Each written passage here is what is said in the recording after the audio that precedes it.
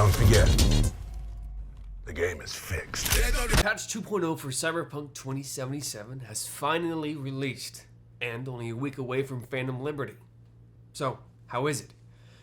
Pretty good, actually. Based solely on Johnny Silverhand's new model. Why do birds suddenly appear? Joking aside, so what comes with Cyberpunk 2.0 is a laundry list of items that, improve the game. I'm only 7 hours in to my new playthrough on very hard difficulty, and I'll share what I've experienced so far. I'll go over what I've encountered and what I believe are probably the more important changes. The police system. It just works. Just like any other game, you commit a crime, you get a bounty. Commit more crimes, you get a higher bounty. With each star, they get more aggressive, eventually leading to Max Tack chasing after you in their little ship, which is actually really cool. Is that they do the same thing that they did in the beginning with Jackie, where they kind of hover and then jump out of it, and then they'll, fuck you up. And if you're running away in a car, they'll hack that car to get you to stop. So the police do patrol around the city in areas where probably they shouldn't exactly be patrolling around in. Like I saw one lone policeman wander around a bunch of Maelstrom. Not exactly the best place to be for them. They should probably just increase the number of officers on patrol if they're near those types of areas. However, I have noticed that they will sometimes attack you and get you a wanted level if you're attacking enemy AI, or you have a gig or a NCPD scanner gig, and you go and do that gig, but there happens to be a police officer nearby. Sometimes he will start attacking you. So now you've got both sides to contend with. The intended target and then the unintended rookie cop that is lighting you up, which gets you stars. So now you just have a big mess of mess. I had a few hazmat guys outside of one of Regina's gigs. They helped me. And the first part, they helped me because I was attacking the Maelstrom guys. These guys came in, shot a few of them, stopped, and then I completed the gig, went outside, and there were still a few Maelstromers left. So I shot the Maelstromers. And now the hazmat guys are attacking me, and I've got a wanted level. So now I have to run and hide. The cops do go to your location and then search for you. So during that searching time, you have a faded 1 star, and it only takes about a minute for it to disappear. But it does get annoying when it happens frequently when you haven't, shot a cop or something, man. I think earlier when Cyberpunk first launched, enemies' detection times were kind of fucky. Or cops, like if you walked by a cop, they would just snap on you like that. And sort of had a feeling that this would happen, and we're here. Vehicle combat. I didn't know how much I needed this until I played it. It is downright fun, just blasting through the city shooting at people. FBI, I'm sorry. I did have a worry about aiming because I thought it was going to be a bit juddery, but it actually is really smooth.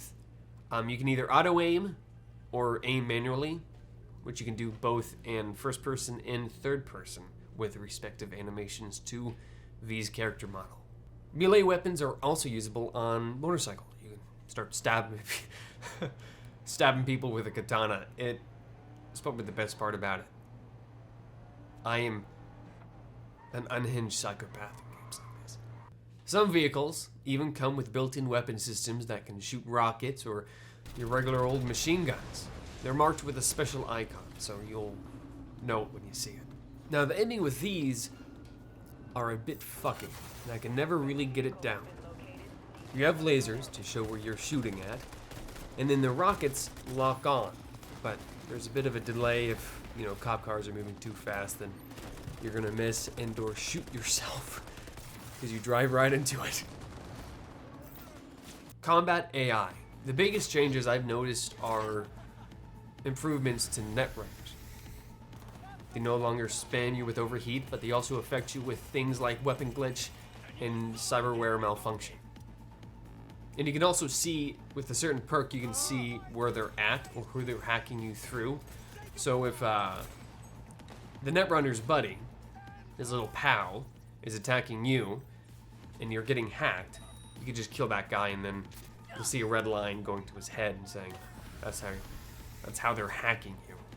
If you use Sandevistan, enemies who also have Sandevistan will use it to counter you.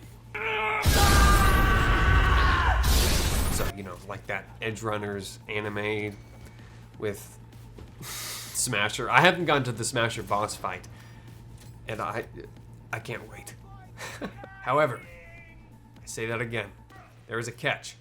Enemy AI and pedestrian AI are still very much Cyberpunk AI, in a sense. I'm playing on very hard, and I don't find it too challenging. This could be completely subjective. I could just be cheesing the fuck out of them, but I don't really find too much of a problem with them. Like, I can clear out a gig pretty fast. I have seen them sometimes get stuck in buildings, like they kind of get stuck together at the top of a staircase, or sometimes they just don't push enough and they hide behind cover and sit there until the end of time. Now the minimap, how it relates to combat AI, is that you no longer know where all the enemies are at. You can only find them if you ping them or see them yourself.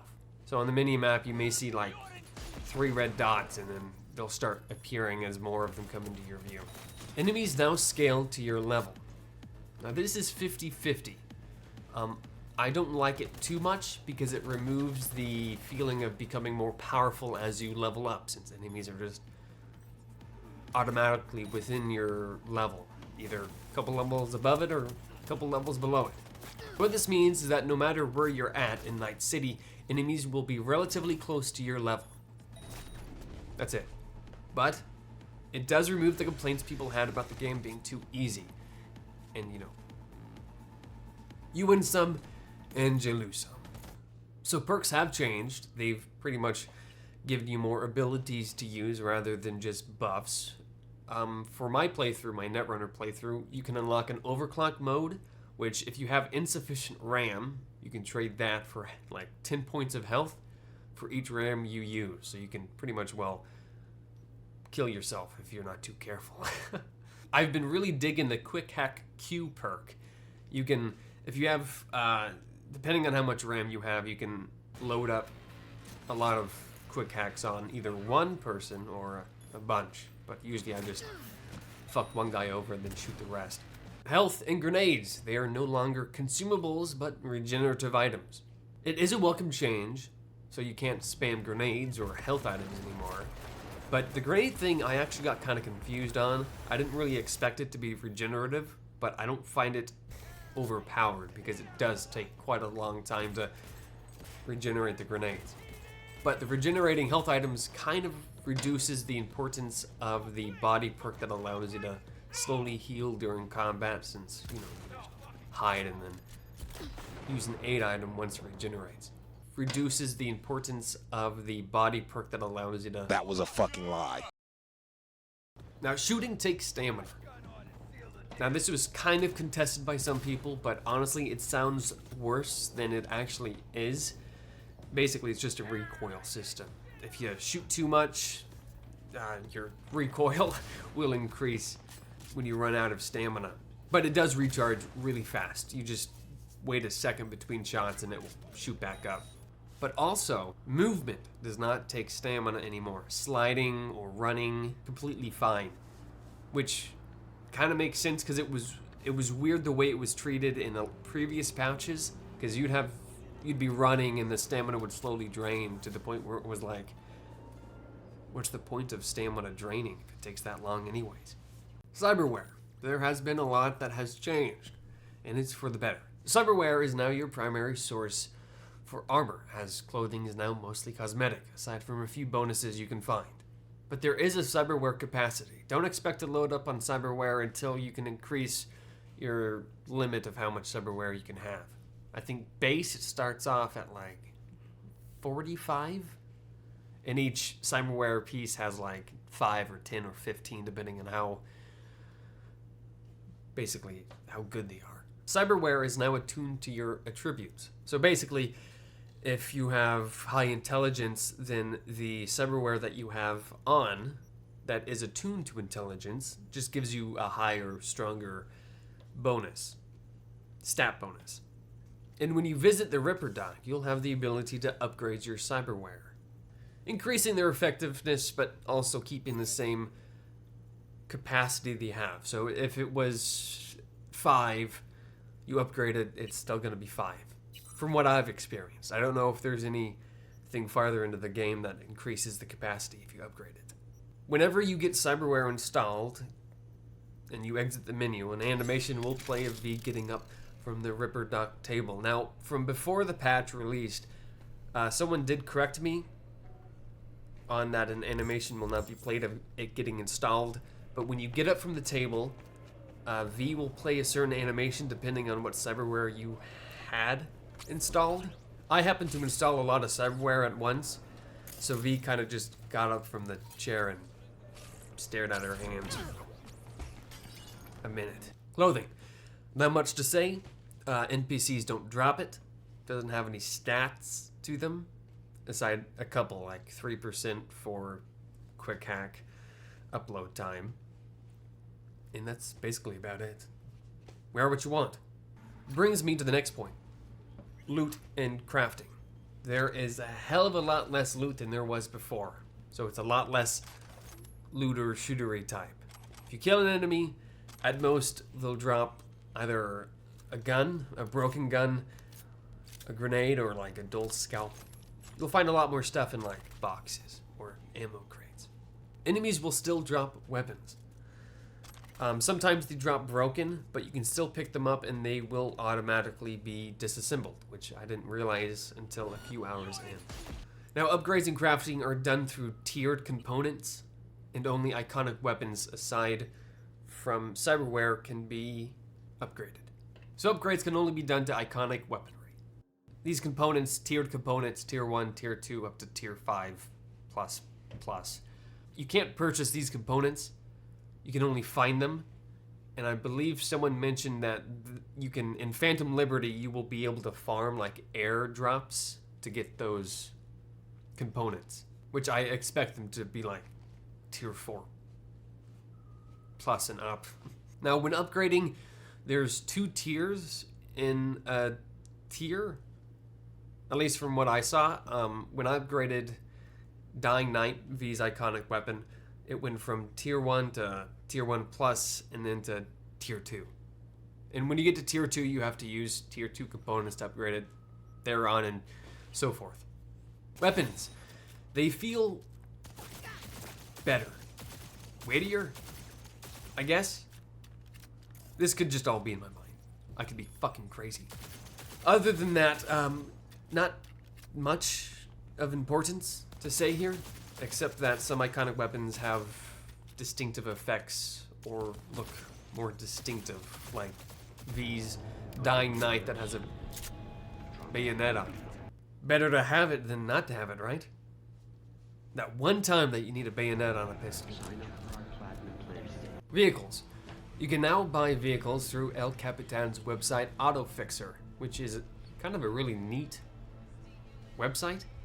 It's like the most basic thing you can ever see, but it just works really... It works. It fits. It's just, you know, a tab, and then you can hover over the vehicles and click on it. It doesn't display the street cred you need to unlock them, which is kind of a pain in the ass. But it just has a red lock symbol if you can't buy it, and then a not red lock symbol so you can buy it. So no more fixers blowing up your phones 20 times when you unlock a vehicle or enter their territory. Audio for vehicles have been redone.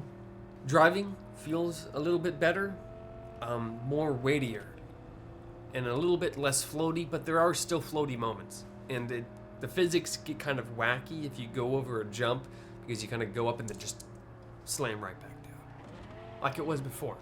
Damage models to vehicles. If you actually hit a wall, there will now be a sizable dent where you hit. Well, at least in the front. No, just not crashing through 20 buildings and only coming out with a broken headlight. You'll be properly fucked up. Tires can be shot out and gas tanks can be hit. Basically all your basic stuff to have a functioning vehicle, police, combat, working system. A few other side notes, the UI. Now, the UI is definitely a lot better. It may seem like, reading the patch notes, UI improved, but holy shit, is it a game changer. It is a hell of a lot more intuitive than it was before. Texting kind of acts as its own interactable menu screen. Kind of like you type something and you can animation on their side of the text. I don't know. I just find it neat. All in all, for the UI, it's not... I can't really explain it that much. It's just, you gotta see it for yourself. Now, that's what I believe the most important changes are, or what I've directly experienced. There has been some audio mastering, mixing, new sounds, like when you get shot by Dex, that menu that pops up has a lot more ambiance to it. Just minor fixes like that. Well, minor. It really... Never forget audio. Audio can really make or break a game sometimes. Anyways, that's all I have to say. I'm really looking forward to Phantom Liberty. I will be streaming that Monday, Tuesday, and Wednesday. I took work off again. That will be streamed on YouTube. I usually have a Twitch, but it's really a flip of a coin whether I stream to YouTube or Twitch. I'm not big enough to really give a shit right now. So I will be keeping it on YouTube, and then I'll make a video on it. Just don't forget, the game is fixed.